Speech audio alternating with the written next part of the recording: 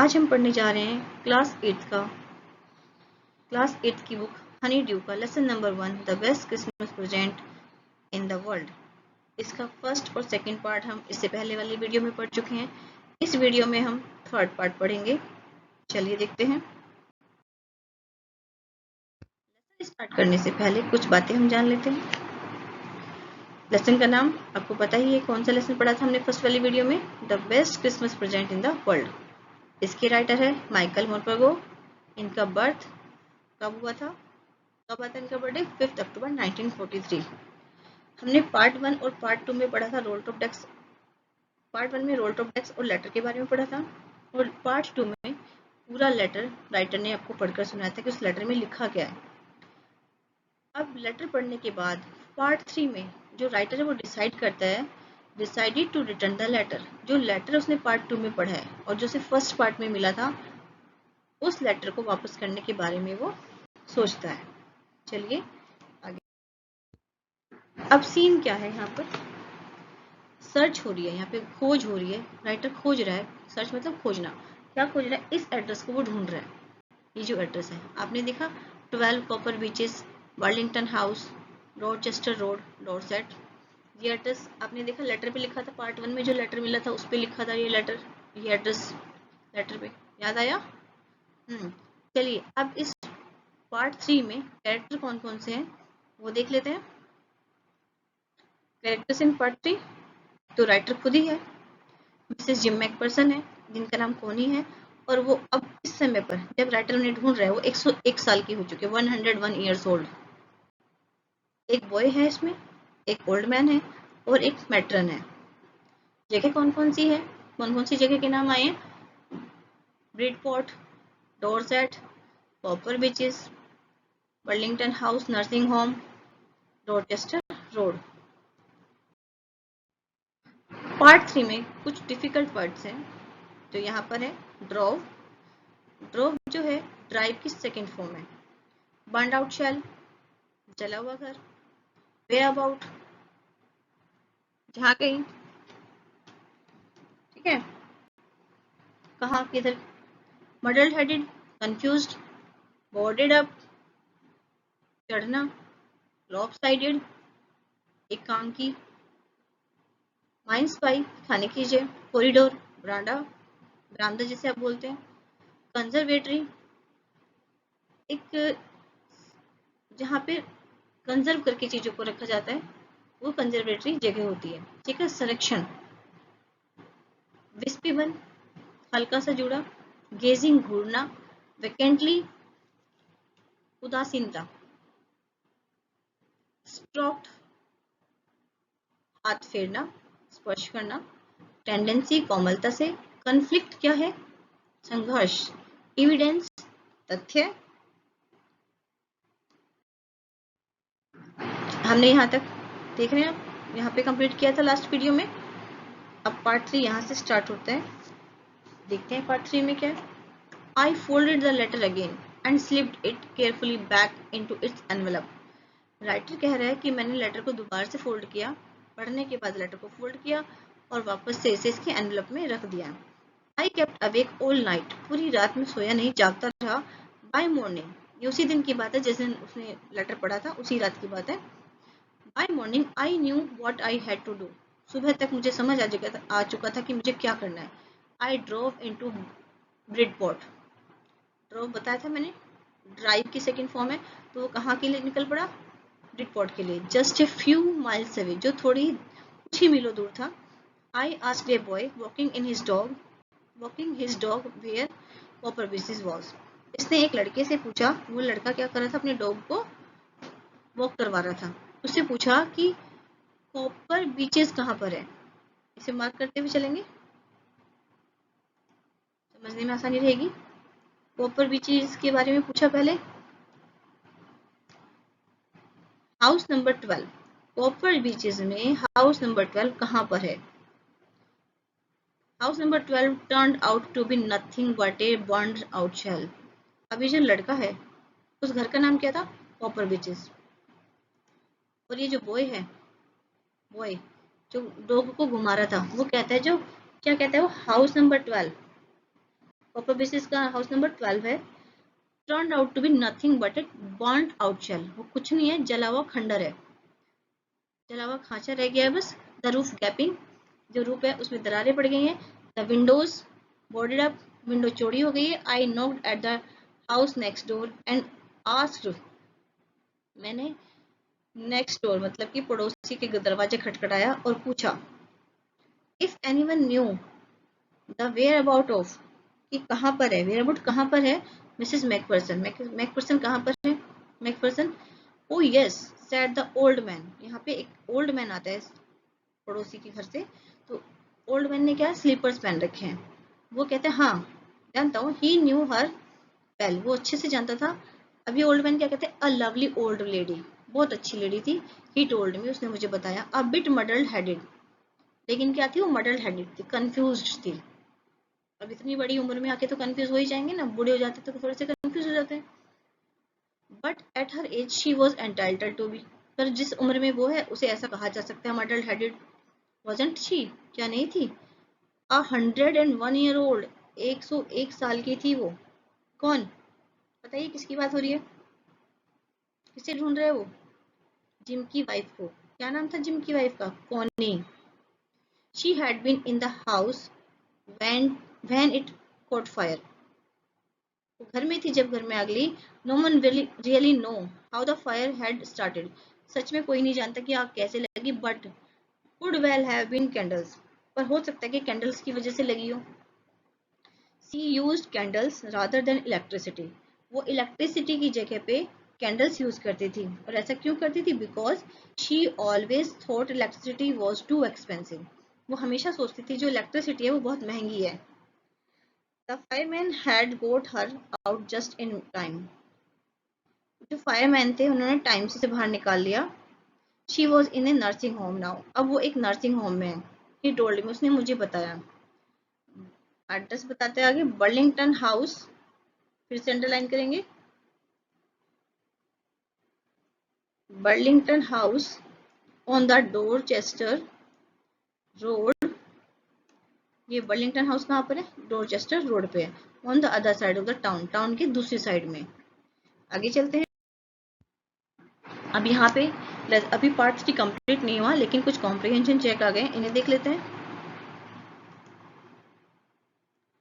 Question number 1, why did author go to Bridport, author जो है Bridport क्यों जाता है, बताइए क्यों जाता है। क्योंकि वो कोनी का जो लेटर है उसे वापस करना चाहता है, लेटर वापस करने के लिए ही वो ब्रिडपोर्ट जाता है, और वहां पे उसे ढूंढ रहा है वो कोनी को। दोनों बातें लिखनी है आपको, पहले तो उसे ढूंढ रहा है और उसे वापस लेटर करना चाहता है, दो चीजें लिखनी है। नंबर 2 में how old was Mrs McPherson now, where was she, McPherson अब कितने साल की है, और कहाँ पर थी वो, कहाँ थी वो इस टाइम पर, कहाँ पर थी वो, ये आपको बताना है, बता देंगे आप। 101 ईयर्स ओल्ड थी, और वो कहाँ पर थी, Burlington house. I found Burlington house nursing home, ये बर्लिंगटन हाउस नर्सिंग होम है। इन नाम को आप जरूर याद रखा करें, नाम याद रखने से आपको स्टोरी पूरी अच्छे से याद रहती है, ठीक है। नाम, ऑथर का नाम, लेसन का नाम, कोई भी जगह का नाम अगर किसी लेसन में आता है तो उन्हें आप जरूर याद रखें, आपको क्वेश्चन करने में हेल्प मिलती है। हाँ, तो उन्हें वर्लिंगटन हाउस नर्सिंग होम मिल जाता है आराम से। There were paper chains up in the hallway, जो हॉल था वहां पे पेपर की चेन्स लगी हुई थी, पेपर मतलब कि बहुत सारे पेपर लगाए हुए थे डेकोरेट करके। And A lighted Christmas tree stood in the corner, और एक क्रिसमस ट्री लगा था जो लाइट से जगमगा रहा था। And with a lopsided angel on top, और एक लॉपसाइड एंजल था, लॉपसाइड मतलब एक ही एक आंख की, एक एंजल था जो टॉप पे लगा हुआ था। And I said I was a friend come to visit, और मैंने कहा कि मैं फ्रेंड हूँ, और विजिट मतलब मिलने आया हूँ मिसेस मैकफेरसन से, to bring her a Christmas present, मैं उसके लिए क्रिसमस प्रेजेंट लाया हूँ। अब देखिए ये भी क्रिसमस वाली ही बात, क्रिसमस डे की ही बात है। I could see through into the dining room where everyone was wearing a paper hat and singing, मैं देख सकता था डाइनिंग रूम से कि सभी लोग जो थे वहाँ पे, जो भी था वहाँ पे, उन सबने पेपर हैट पहन रखे थे और गा रहे थे। The matron had a hat on too, matron ने भी एक हैट पहन रखा था। मैट्रन कौन होता है? जो नर्सिंग होम की देखभाल करते हैं। And seemed happy enough to see me, और मुझे देखकर बहुत खुश हुए। शी सॉरी हाँ, बहुत खुश हुई। इवन ऑफर्ड मी ए माइन पाई, नाइन्स पाई, उसने मुझे एक माइन्स पाई भी दिया खाने के लिए। She walked me along the corridor, वो मेरे साथ कॉरिडोर में भी आई। कॉरिडोर का मतलब क्या था? बरामदे में। Mrs McPherson is not in with the others, उसने कहा, शी टोल्ड मी, उसने बताया कि जो मिसेज मैकफर्सन है वो दूसरों के साथ नहीं होती। She is rather confused today, so we thought it best if she had a good rest. वो आजकल बहुत कंफ्यूज रहती है, इसलिए हम क्या उसे बहुत पूरा रेस्ट देते हैं। She has no family, you know, आपको पता है इसकी कोई फैमिली नहीं है। नो वन विजिट्स, तो कोई मिलने नहीं आता। So I am sure she will be only to be pleased to see you, तो वो बहुत खुश होगी केवल तुम्हें देखकर। She took me into a conservatory with wicker chairs, वो मुझे कंजर्वेटरी ले गई एक वीकर चेयर से। And potted plants all around and left me, वहाँ पे क्या एक वीकर चेयर थी और सारे में वहाँ पे क्या प्लांट्स लगे हुए थे, उसने मुझे वहाँ छोड़ दिया। The old lady was sitting in a wheelchair, जो ओल्ड लेडी थी वो एक व्हील चेयर पे बैठी थी। Her hand folded in her lap, हाथ रख के बैठी थी गोद में। She had silver white hair pinned into a wispy bun, उसके जो हेयर थे वो सिल्वर वाइट है, यानी कि ग्रे हेयर हो गए थे, सफेद बाल हो गए थे, और उसका विस्पी बन हल्का सा जूड़ा बना था। She was gazing out at the garden, वो गार्डन में एकटक देख रही थी। हेलो आई सेड, मैंने कहा hello. She turned and looked up at me vacantly, वो मुड़ी और मेरी तरफ उदासीनता से देखा, कोई इंटरेस्ट नहीं लिया, बस देख लिया ऐसे ही, देख के फिर मुंह फेर लिया।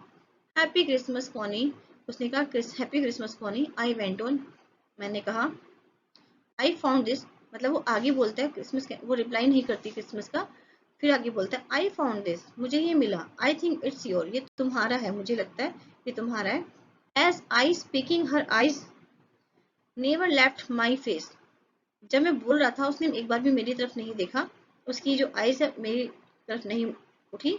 आई open tin box and gave it to her, मैंने टिन बॉक्स को ओपन किया और उसे दे दिया। That was moment her eyes lit up with recognition, यही क्षण था जब उसकी आंखें चमक उठी पहचान से। रिकॉग्निशन होता है पहचान करना। And her face become suffuse with a sudden glow of happiness, और उसका फेस जो है एकदम से उस पर ग्लो आ गया, खुशी के मारे ग्लो आ गया। सफेद मतलब खिल जाना, उसका चेहरा खिल गया खुशी के मारे। I explain about the desk, मैंने डेस्क के बारे में बताया।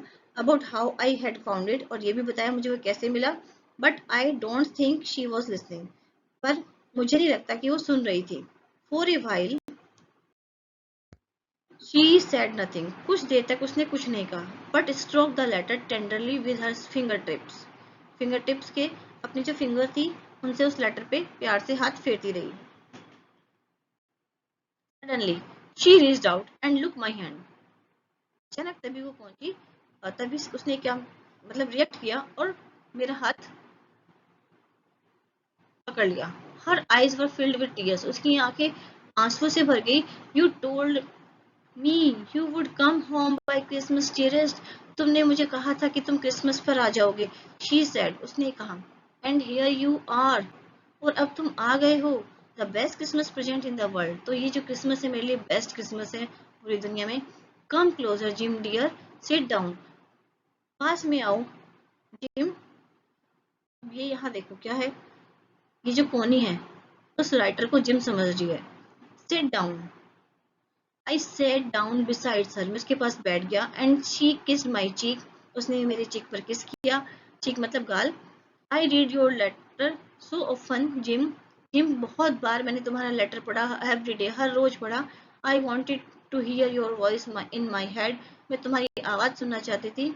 It always made me feel you were with me, इससे मुझे एहसास होता था कि तुम हमेशा मेरे साथ हो। एंड नाउ यू आर, और अब तुम आ गए हो। Now you are back, you can read it to me yourself, अब जब तुम आ गए हो तो मेरे लिए इस लेटर को तुम खुद पढ़ दो। Would you do that for me, क्या तुम ऐसा मेरे लिए करोगे Jim dear. I just want to hear your voice again, मैं तुम्हारी आवाज़ फिर से सुनना चाहती हूँ। I would love that so much, मैं तुम्हें इसको बहुत पसंद करती हूँ। And then perhaps will have we will have some tea, और शायद अब हम क्या कुछ थोड़ी चाय लेंगे। I have made U a nice Christmas cake, मैंने एक नाइस तुम्हारे लिए क्या बनाया है, क्रिसमस केक बनाया है।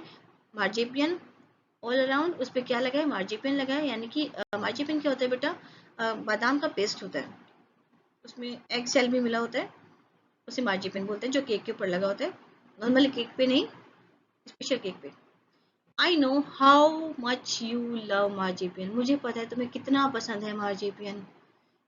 देखो बेटा, ये लेडी यहाँ पर, आपका लेसन तो कंप्लीट हो गया, ये लेडी यहाँ से लेकर यहाँ तक कितना दुखी होती है। ये सोचती है कि जो राइटर है वो उसका हस्बैंड जिम है, मिसअंडरस्टैंडिंग हो जाती है, उसे कंफ्यूज हो जाती है वो, और अपनी फीलिंग्स को एक्सप्रेस करती है। यहाँ पर हमने देखा कि लास्ट में राइटर ने उस लेडी को ढूंढ लिया जिसका वो लेटर था, और उसे वापस कर देता है। अब इसके यहाँ पे राइटर का नाम लिखा है माइकल मोरप्रभो, आपको नाम याद रखना है। कॉम्प्रिहेंशन चेक, क्वेश्चन देख लेते हैं। Who did Connie MacPherson think her visitor was? Connie Macpherson ने क्या सोचा कि वो उसका जो उससे मिलने आया वो कौन है? क्या सोचा था इसने?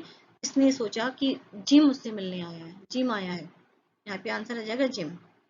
Which sentence in the text shows that the visitor did not try to hide his identity? कौन से सेंटेंस से तुम्हें ये पता चलता है कि उसने अपनी आइडेंटिटी नहीं छुपाई?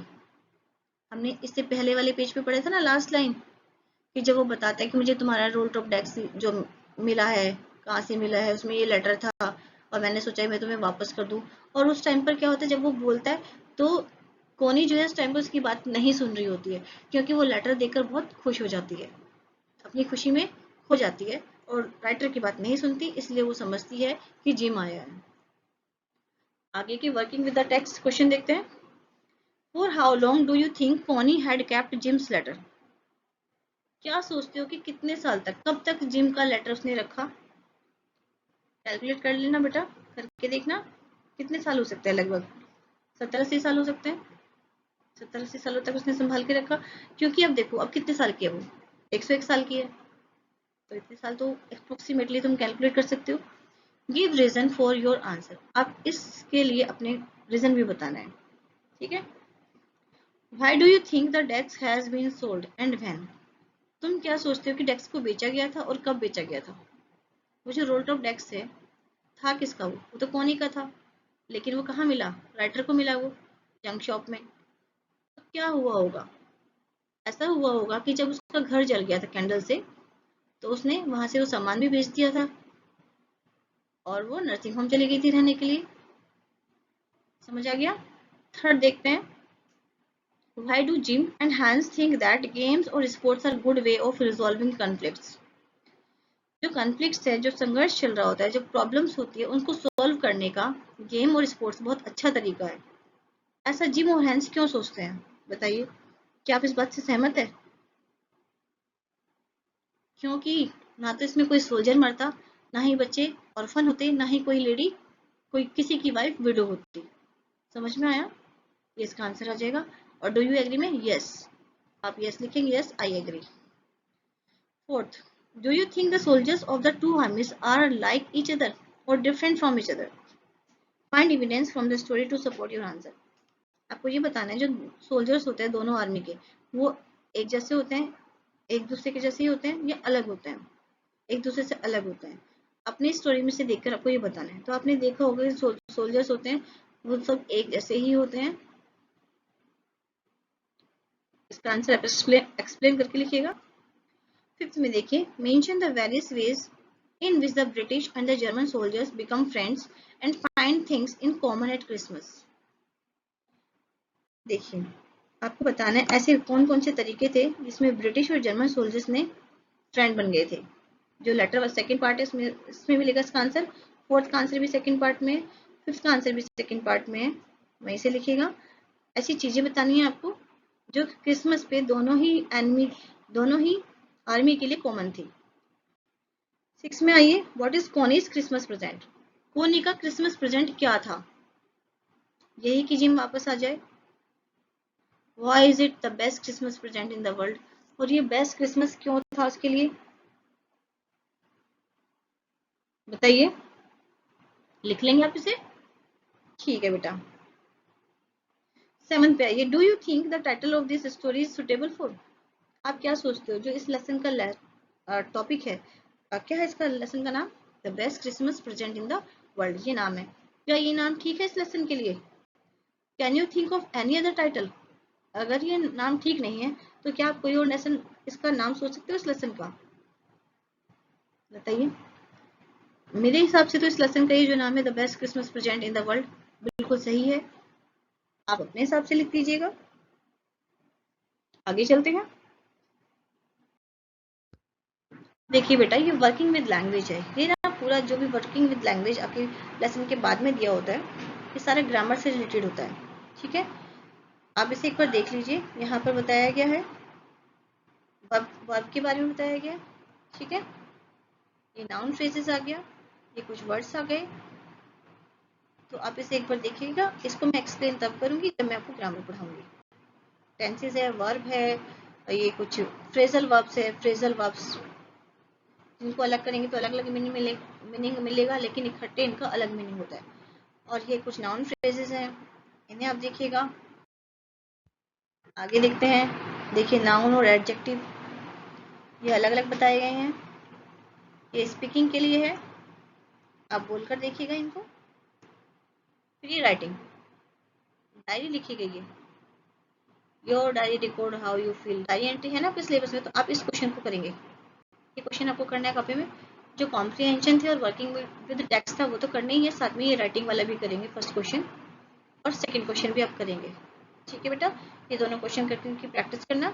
इसमें आपको डायरी लिखनी है, समझा देती हूँ। Imagine that you are Jim, मान लो कि आप जिम हो, you have return to your town after the war, और आप वापस लौट आए हो।